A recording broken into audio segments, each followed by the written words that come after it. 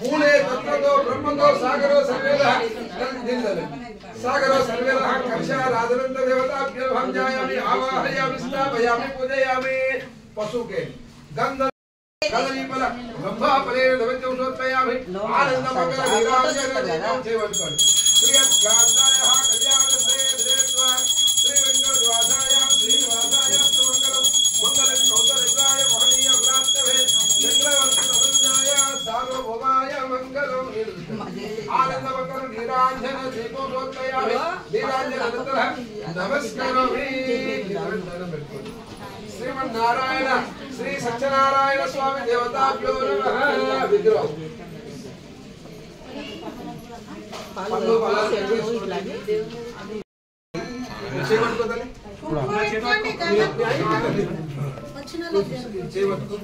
ओम सहस्रशीर्षः पुरुषः सहस्राक्षः सहस्रपादम् समो विश्वतो रुक्वः अत्यतिष्ठः दशांशो पुरुष एवेदकं सर्वं यद्भूतं यत्तपव्यं ऋतामृतं हरिकेलस्तानेन पता नीलेकुन కొబ్బరికాయ చూడ అక్కడ नीलेकुन కొబ్బరికాయ నీళ్ళు ఉన్న కొబ్బరికాయ ఉంటాయి నీళ్ళు లేని ఉండవు నీ పక్కన కొట్టు ఉందిగా అది పడు ఇవన్నీ మస్తునే నీకు ఏనండి గల్లాన अपना పెద్ద కొబ్బరికాయ ఉంటుంది ఇగో ఇది చూడు ఇది పెద్ద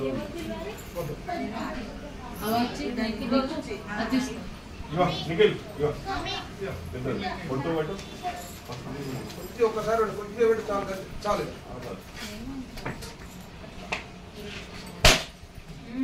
ఏమంటే విగ్రహం లేడు శుద్ధోదక స్థానః శుద్ధోదక స్థానంతరః ఇక్కడ వరకు తిప్పకాయ శుద్ధోదక స్థానం దోత్రయామి శుద్ధోదక స్థానః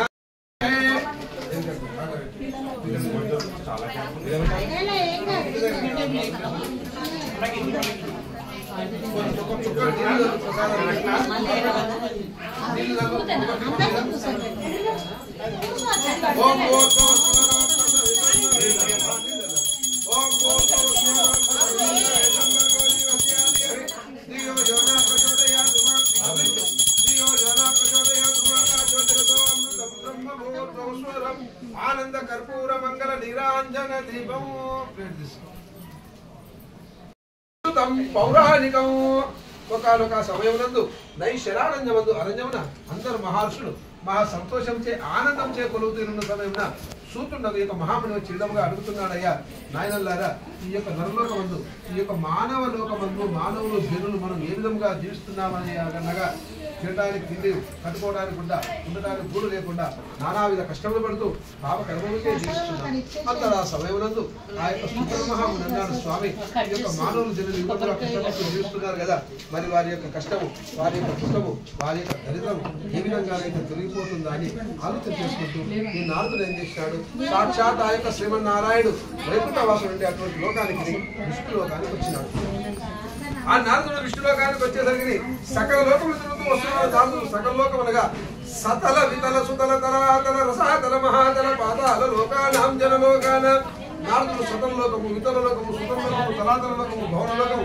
14 లోకాలు తిరుగుతూ ఎక్కడికి వచ్చినాడయ్యా మనం ఉండేటువంటి మానవ లోకానికి దినలోకానికి వచ్చినాడు వచ్చేసరికి మనం పడుతున్న కష్టములు బాధలన్నీ చూసి అప్పుడు అనుకున్నాడు అయ్యో ఏమో మానవుల యొక్క కష్టాలు ఏ విధంగా తొలగిపోతావా అని చెప్పని విష్ణులోకానికి పోయినాడు విష్ణులోకానికి పోయేసరికి ఆ విష్ణులోకమందు శ్రీ మహావిష్ణువు శంకు చక్ర గదా పద్మములు చేకూడుకొని వైకుంఠ వాసముందు పౌలించి ఉన్నాడు ఆ సమయమున శ్రీ మహావిష్ణువు యొక్క ధర్మాపత్ని లక్ష్మీదేవి శ్రీ మహావిష్ణువుకు పాదసేవ చేస్తున్నది ఆ సమయంలో నారదుడు వైకుంఠ ద్వారం నుండి ఓం నమో నారాయణాయ నమః అని శ్రీ మహావిష్ణువును ప్రార్థించినాడు అంత లోపలే శ్రీ మహావిష్ణువు నారదు పక్షమేమో నారదా వచ్చిన విషయం ఏమిటి అందరూ అన్ని లోకములు క్షణమే కదా క్షేమమే కదా అన్నాడు అందరూ క్షేమే స్వామి మానవ లోకమందు యొక్క జనులు నానావిధ కష్టములచే పాప కర్మలచే జీవిస్తున్నారు స్వామి మరి వారి యొక్క కష్టము వారి యొక్క దుఃఖము వారి యొక్క దరిద్రము ఏ విధంగానైతే తొలగిపోతుందా అని అనేగా అప్పుడు అన్నాడు, ఓ నారద, మానవుల గురించి, మానవ యొక్క శ్రేయస్సు గురించి, మానవుల యొక్క కష్టాల గురించి ఒక చక్కటి విషయం అడిగివయ్యా. వారి యొక్క కష్టము దుఃఖము, వారి యొక్క దరిద్రం తుండమును నా యొక్క వ్రతము, అది ఏ శ్రీ సత్యనారాయణ స్వామి వ్రతము పూజ కలదు. ఆ యొక్క వ్రతాన్ని ఎవరైతే భక్తితో చేసి ఆచరించి తలుస్తారో సకల కష్టము, సకల దుఃఖము, సకల దరిద్రము తొలగునయ్యా అన్నాడు స్వామి. మరి వ్రతం గురించి చెప్పినారు కదా, మరి యొక్క వ్రతానికి కావలసిన సామాగ్రి స్వామి అనగా సత్యనారాయణ స్వామి వ్రతం చేయదలసిన భక్తులు ఉండపాటి ఇల్లు శుభ్రంగా చేసుకొని ఒక మండపం, ఒక పీడ తెచ్చుకొని పీడపై తెల్లటి వస్త్రం పరిచి వస్త్రంపై సేరుబావు బియ్యం పోసి తమలపాకులు ఆకు ఒక్కలు చేయకూడుకొని నవగ్రహాలను గౌరీ కలశారాధన స్థాపించుకొని ప్రథముగా విఘ్నేశ్వర పూజ, గౌరీ పూజ, కలశారాధన పూజ చేసుకొని నవగ్రహాల పూజ చేసుకొని సత్యనారాయణ స్వామి ప్రతిమ అనగా విగ్రహానికి అభిషేకం గావించుకొని ప్రతిష్టాపించుకుంటున్నాయ్యా. ఈ యొక్క వ్రతముకు కావలసిన పూజా సామాగ్రి స్వామిగా వ్రతం చేయదలసిన భక్తులు అరటాకులచే పచ్చ తోరణం చేయకూడుకొని బ్రాహ్మణుడు బంధుమిత్రులతో కూడుకొని గోధుమ నూక పంచదారచే ప్రసాదాలు చేసి పాలు, పెరుగు, తేనె, నెయ్యి, చక్కెరచే పంచామృతం ఉంచుకొని 5 రకముల పళ్ళచే కూడుకొని 5 రకముల పళ్ళచే కూడుకొని 6 నారికేలములు చేయకూడుకొని 5 రకముల పళ్ళచే కూడుకొని ఈ యొక్క వ్రతాన్ని చేయవచ్చులే స్వామి. మరి ఏమీ లేని పేదవారితో ఏ విధంగా చేయవచ్చు స్వామిగా? ఏమీ లేని పేదవారితో ఏ సామాగ్రి ఉన్నా లేకపోయినా సరే స్వామి వారికి ప్రీతికరమైన ఇష్టకరమైన 2 తులసి దళములు పెట్టి ఆ యొక్క వైకుంఠ వాసని భక్తితో ప్రార్థించుకొని తరిస్తారో సకల కష్ట దుఃఖములు కలిగి అంతా విజయమే జయమే కలుగునయ్యా అని సూత్రుడు చెప్పిన వృత్తాంతమంతా ఈ యొక్క మహాముని వివరించి తెలిపిన వాడేనయ్యా. బోలో శ్రీ రమా సహిత వీర వెంకట సత్యనారాయణ స్వామి దేవత ప్రథమో అధ్యాయ, మొదటి అధ్యాయం సమాప్త. బోలో శ్రీ రమా సహిత వీర వెంకట సత్యనారాయణ స్వామి భగవానికి సత్యనారాయణ స్వామి దేవత జన్మం ధ్యాయామి, ధ్యానం సమర్పయామి, ఆవాహయామి, ఆసనం సమర్పయామి, పాదయో పాద్యం సమర్పయామి, హస్తయో అర్ఘ్యం సమర్పయామి, ముఖే ఆచమన్యం సమర్పయామి, గంధం ధారయామి.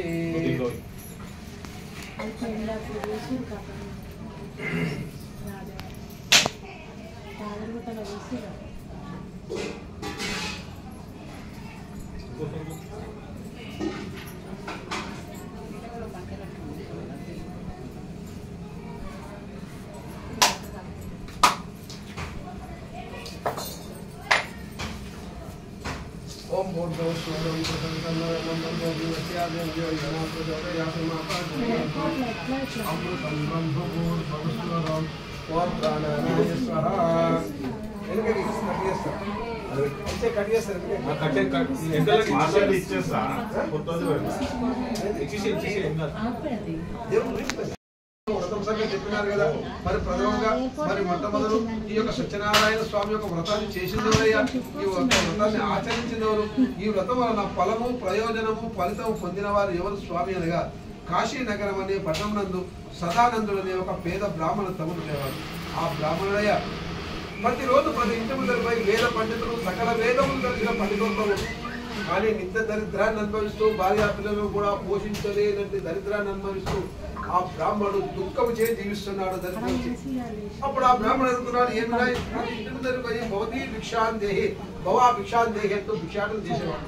ఆ ఇంటి ముందరికి పోయినా పిల్లకి ధాన్యం కానీ అన్న పైసా కానీ ఆ బ్రాహ్మణికి ఇచ్చేవారు కాదు. పోతున్నాడు, వస్తున్నాడు, ఫలితం ఏమీ లేదు.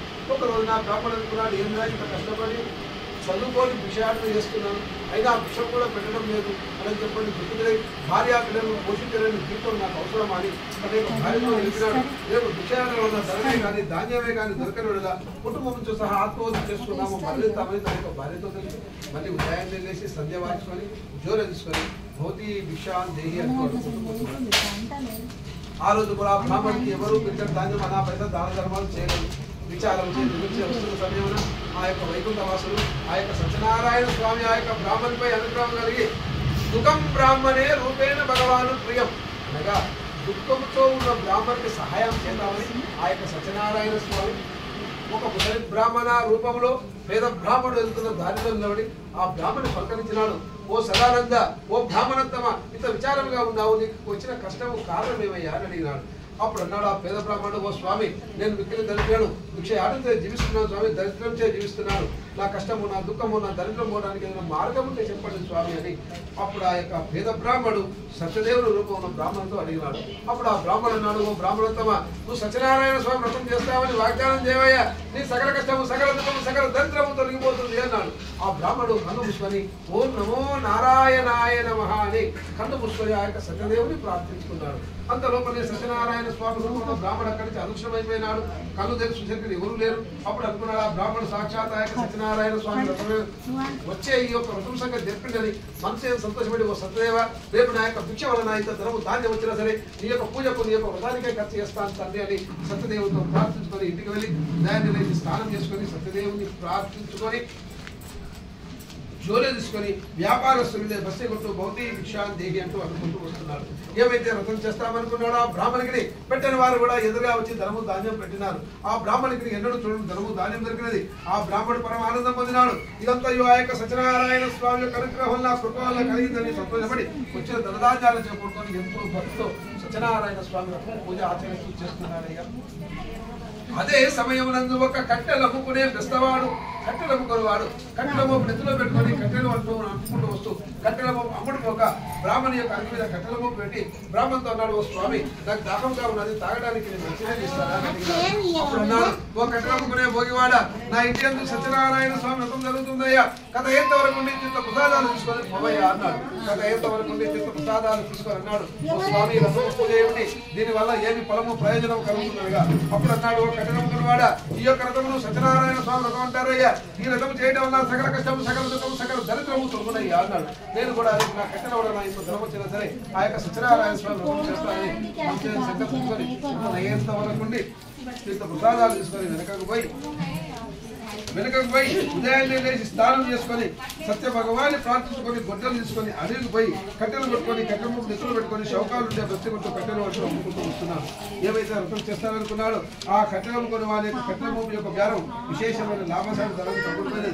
కట్టెల వాడు పరమ ఆనందం పొందినాడు. ఇదంతో ఈ యొక్క సత్యనారాయణ స్వామి అనుగ్రహం కలిగినట్టు సంతోషపడి ఆ కట్టెల ముప్పు కింద ఉంచి శౌకాలు ఇచ్చిన ధనాన్ని తీసుకొని కట్టెల ముప్పు ఎదురు తీర్చుకున్నాడయ్యా. అవి కట్టెలుగా లేవు, దంతం చెక్కలుగా మారినవి. ఇదంతా ఈ యొక్క సత్యనారాయణ స్వామి అనుగ్రహం కలిగిందని సంతోషపడి వచ్చిన ధనం కూడుకొని సత్యనారాయణ స్వామి యొక్క వ్రతం చేసుకొని బ్రతికినంత కాలం ఏ కష్టం లేకుండా సుఖంగా బ్రతికి కట్టెల వ్యాపారంలో మహా గొప్పవాడే శ్రీమంతుడై చివరకు సత్యలోకానికి విష్ణులోకానికి చేరుకున్న వాడేనయ్యా. బలో శ్రీ రమాసైక వీర వెంకట సత్యనారాయణ స్వామి దేవత ద్వితీయో అధ్యాయ రెండో అధ్యాయం సమాప్త. బలో శ్రీ రమాసైత వీర వెంకట సత్యనారాయణ స్వామి భగవానికి కథ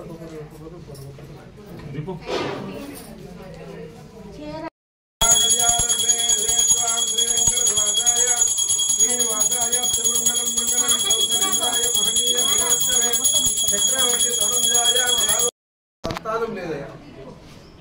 సంతానం లేని సమయం నాయక మహారాజు మహారాణి అనుకున్నారు సత్యనారాయణ స్వామి వ్రతం చేయాలని మనసు సంకల్పించుకొని బంధు జనులు చే బ్రాహ్మణ చే ముత్తైదుల చే ప్రజలు చూడుకొని భక్తిచే సత్యనారాయణ స్వామి యొక్క వ్రతం చేయించున్న ఆ యొక్క మహారాజుకి ఒక ముత్యాల వ్యాపారం చేసుకునే ముత్యాల వ్యాపారి బల్లకొల ముత్యాలను పొడవలో పెట్టుకొని సముద్ర ప్రయాణం చేస్తూ వస్తూ రాజు చేయించిన వ్రతాన్ని చూసి పొడవ ఆపి రాజువద్దకు పోయి నమస్కారం చేసి, ఓ రాజావు ప్రభు మీరు చేయించిన వ్రతం పూజ ఏమిటయ్యా అని అడిగినారు.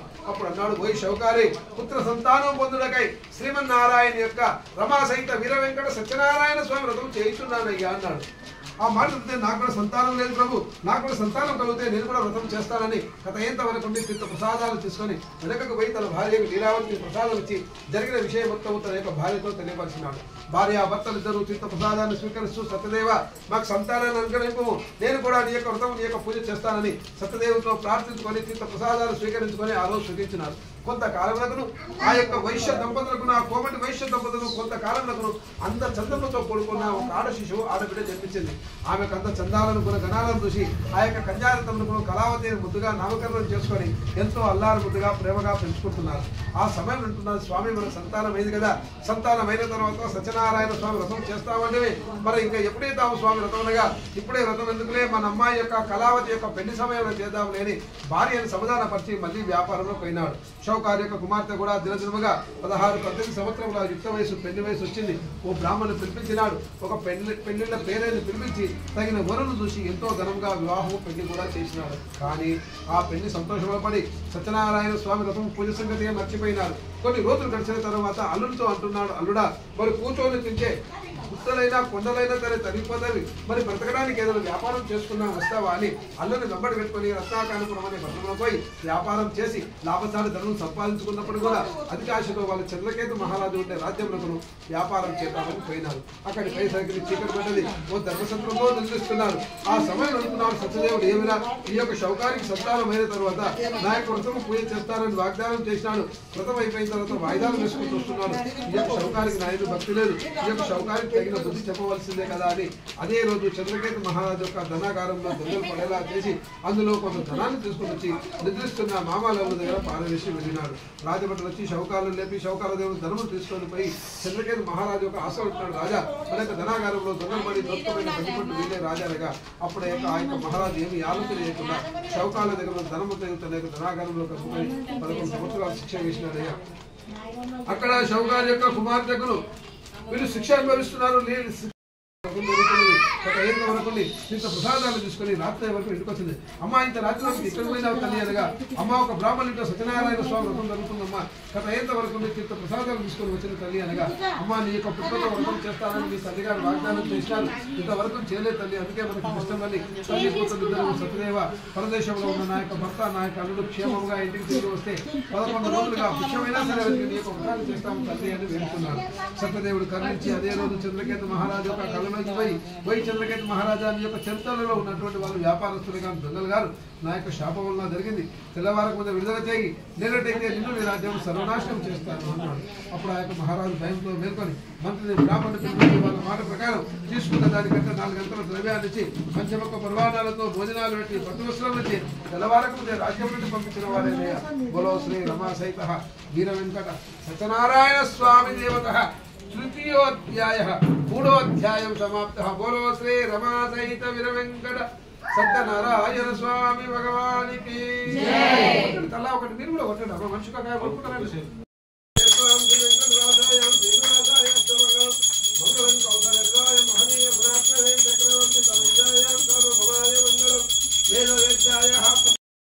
అప్పుడు అనుకున్నాడు సత్యదేవుడు, ఏమిరా మరి యొక్క శౌకాల యొక్క గుణం మారిందా, మరి మారలేదా, మరి మొదలువలనే ఉన్నదా అని పరుషుల మరి సత్యదేవుడు ఒక సన్యాసి రూపంలో శౌకాలు చెత్తలు ఏరి పోయి శౌకాలారా మీ యొక్క పడవలో ఉన్న మూటల యొక్క ఏమున్నదయ్యా ఆ ప్రశ్నలు కనుక్కున్నాడు. ఇతనెవరో దొంగ సన్యాసిలా ఉన్నాడు, మన ధనాన్ని ఎత్తుకపోవడానికై వచ్చినట్టున్నాడని వేదన చేస్తూ వెక్కిరిస్తూ సన్యాసి మా దగ్గర ధనము ధాన్యం ఉందని చెప్పని అనుకుంటున్నావా, అలాంటి ఏమి మా దగ్గర లేవు, మా యొక్క పట్టణంలో వర్షము లేక ఈ యొక్క పట్టణానికై వచ్చి పశువులకై ఆకులు అలములు కాయలు గడిచి తీగలు చేసుకొని పోతున్నాము, అవి తప్ప మా దగ్గర ఇంకా ఏమీ లేవని అబద్ధపు మాటలు మాట్లాడినారు. సదాస్తులే నాయన నీ నోటి మాటలు సత్యభావుగా కానీ ఆశీర్వాదం ఇచ్చినాడు. అటు పిమ్మట మామ నలుగురు మూటలు చూసుకున్నారు. అందులో ఏముందయ్యా ధనం లేదు, ఆకులు అలములు కాయలు గడ్డి దిగలుగా మారిపోయినాయి. మామ నలుగురు మూటలు చూసుకున్నారు. అందులో ఏముందయ్యా ధనం లేదు, గడ్డి దిగలుగా మారిపోవడంతో మూర్ఛ వచ్చి పడిపోయినారు. అల్లుకు తెలివి వచ్చిన తర్వాత మామ ముఖం మీద నీళ్ళని మామగారు ఆ స్వామి ఎవరో మహిమగల స్వామిగా ఉన్నాడు, అందుకే మన ధనమంతా గడ్డి దిగలుగా మార్చినాడు. తక్షణమే పోయి ఆయన పాదాల మీద పడి మనం శరణు వేడుకుంటే మన ధనం వస్తుందని మామాలు సన్యాసి రూపంలో పోయి సత్యదేవుని యొక్క కాళ్ళ మీద పడి పాదాలు వేడుకున్నారు.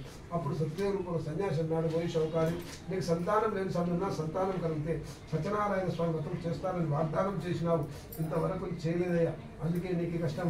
నీ యొక్క వాగ్దానాన్ని నెరవేర్చుకొని సుఖముగా జీవించని ఏ ధనాన్ని అయితే గట్టిగా మార్చినాడో ఆ గట్టిని మళ్ళీ మొదలువనే ధనముగా మార్చినాడు. ఆ శౌకాలు ఎంతో సంతోషించి ఎందరో పైసా దానం చేయనటువంటి వాళ్ళు ఎంతో దాన ధర్మములు చేస్తూ పుణ్యక్షేత్రాలు చూస్తూ తన పతనానికే వస్తున్న సమయం నందు మామాలు ఇద్దరు అనుకున్నారు, ఎన్నో సంవత్సరాల తర్వాత మన పట్టణానికి పోతున్నాం కదా, మనం వస్తున్న వార్త లీలావతి కళావతి తెలిస్తే స్వాగతం పలకడానికే వస్తారని అక్కడ గొర్రు గాయచున్నాము. గొల్ల పిల్లవాడిని పిలిచి, ఓ గొల్ల పిల్లవాడా మేము వస్తున్న వార్త లీలావతి కళావతి తెలపవాడి వార్త పంపినారు. ఆ వార్త తీసుకొని పోయేసరికి ఏ విధంగా 11 రోజులుగా భిక్షమైనా సరే వెతుకు వ్రతం చేస్తాననుకున్నాడు. పోయిన ధర ఇల్లు చేరుకున్నది, తల్లి కూతురు వ్రతం చేస్తున్నారు. గొల్ల పిల్లవాడిలో ఈ వార్త తెలిపినాడు. ఆ వార్త విన్న తర్వాత వ్రతం చేయించిన లీలావతి తన యొక్క కుమార్తె కళావతి అమ్మ కళావతి సత్యనారాయణ స్వామి వ్రతం అయిపోయిన తర్వాత అందరికీ తీర్థ ప్రసాదాలు ఇచ్చి నువ్వు తీర్థ ప్రసాదాలు తీసుకొని రాతని కూతురుతో చెప్పి తల్లి వెళ్ళింది. వ్రతం అయిపోయిన తర్వాత భర్త వస్తున్నాడు, తండ్రి వస్తున్నాడు, సంతోషంలో పడి అందరికి తీర్థ ప్రసాదాలు వచ్చి తాను తీర్థ ప్రసాదములు మర్చిపోయి సముద్రం వచ్చింది. వచ్చేసరికి మామాలల్లుల పడవలో కళావతి యొక్క భర్త పడవ సత్యదేవుడు నడి సముద్రంలో ముంచినాడు. ఈ దృశ్యాన్ని చూసి అయ్యో నా యొక్క భర్త పడవ మునిపోయి నా భర్త మరించాడు కదా, నా భర్త లేకపోతే నేను కూడా ఎవరి కోసం బ్రతకాలి, నేను కూడా వాళ్ళ చింతకే చేస్తానని చెప్పని అదే సముద్రంలో చూసి ఆత్మహత్య చేసుకుంటే అదిపోయింది. అప్పుడు ఆకాశవాణి శబ్దం ఉంటుంది, కళావతి సత్యనారాయణ స్వామి వ్రతం చేసి తీర్థము ప్రసాదం తీసుకోకుండా వచ్చినందుకు ఈ విధంగా జరిగినదిగా మళ్ళీ క్షమాపణ వేడుకొని వెనకకు పోయి ఏ తీర్థ ప్రసాదాలు అయితే మర్చి వచ్చినదో ఆ తీర్థ ప్రసాదాలు తిని కళ్ళ కట్టుకొని తిని వచ్చేసరికి సముద్రంలో మునిగిపోయిన ఆ యొక్క శోకాల యొక్క ఆలుడు యథావిధిగా ఒడ్డుకు చేరుకున్నాయా. అందరూ సంతోషపడి మళ్ళీ వ్రతం చేసుకొని భక్తులకు కష్టం లేకుండా సుఖముగా బతికి చివరకు సత్యలోకానికి విష్ణులోకానికి చేరుకున్న వారేనయ్యా. బోలో శ్రీ రమా సహిత వీర వెంకట సత్యనారాయణ స్వామి దేవత చతుర్థో అధ్యాయ 4వ అధ్యాయం సమాప్త. బోలో శ్రీ రమా సహిత వీర వెంకట సత్యనారాయణ స్వామి భగవానికి జై.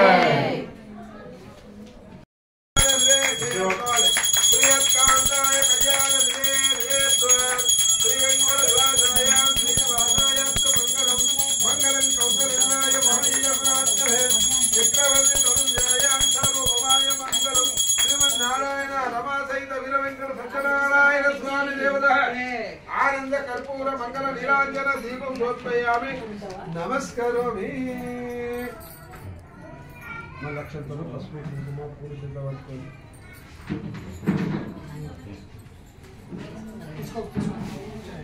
మన చేత పట్టుకోండి. అమ్మాయి అక్షంతలు అందరికీ హల్వా పూలు తయారు చేసి పెట్టుకోండి. ఇదే విధముగా నాయనల్లారా మరొకరు చెప్తాను శ్రద్ధగా వినండి. పంచమో అధ్యాయం 5వ అధ్యాయం చెప్పసాగాయ్యా. అది వేరే మహారాజు ఏ కష్టం లేకుండా రాజ్య పరిపాలన చేస్తున్నాడయ్యా. ఆ యొక్క సురంగ మహారాజు ఇంద్రియాలను జయించిన వాడు సత్యవంతుడు మంచి రాజపాలకుడు. ఆ యొక్క మహారాజు ఒక రోజున అరణ్యానికై వేటకై వెళ్ళి మృగాలను వేటాడి మృగాలను సంవరించి అలసిపోయి ఓ చెట్టు కింద నిద్రిస్తున్నాడు. ఆ సమయమున కొంతమంది యాదవ గొల్ల పిల్లలు సత్యనారాయణ స్వామి వ్రతం చేయాలని మనసు సంకల్పించుకొని చిల్లర పైసలు జమ చేసుకొని ఆ యొక్క చిల్లర పైసలచే సత్యనారాయణ స్వామి పూజా సామగ్రితో కూడుకొని ఎంతో వైభవంగా సత్యనారాయణ స్వామి వ్రతం చేస్తున్నారు. ఆ సత్యనారాయణ స్వామి వ్రతం చేయించిన సమయం నందు ఆ సుజంగ మహారాజు వేటలాల్చి గొల్ల పిల్లలు చేయించిన వ్రతానికి కనీసం నమస్కారం కూడా చేయకుండా వెళ్ళిపోయి ఒక వటార్షం కింద నిద్రిస్తున్నాడు. వ్రతం అయిపోయిన తర్వాత పట్టణానికి వెళ్తూ గొల్ల పిల్లలు చేసిన వ్రతానికి నమస్కారం చేయకుండా వెళ్ళిపోయి ఒక చెట్టు కింద నిద్రిస్తున్నాడు. గొల్ల పిల్లలు వ్రతం అయిపోయిన తర్వాత పట్టణానికి వస్తూ రాజును చూసి రాజు నమస్కారం చేస్తున్నాడు. ప్రభు మేము సత్యనారాయణ స్వామి వ్రతం చేసినాము ప్రభు, ఈ యొక్క తీర్థ ప్రసాదాలు స్వీకరించండి. ఓ దుప్పలో తీర్థము మరో దుప్పలో ప్రసాదం పెట్టి గొల్ల పిల్లలు వెళ్ళినారు. గొల్ల పిల్లలు వెళ్ళిన తర్వాత రాజేమనుకున్నాడు, ఏమిరా ఈ గొల్ల పిల్లలు ఏమిటి, వ్రతం చేయడం ఏమిటి, వారు తాకిన ప్రసాదాన్ని నేను రాజులు తీసుకోవడం ఏమిటి, అహంకారం చే గర్వం చే తీర్థము ప్రసాదము నేను కూడా వాళ్ళ చింతకై చేస్తానని చెప్పని తన దగ్గర ఉన్న ఖడ్గమును తీసుకొని తన తల తానే నరుకోవడానికై ప్రయత్నించినాడు.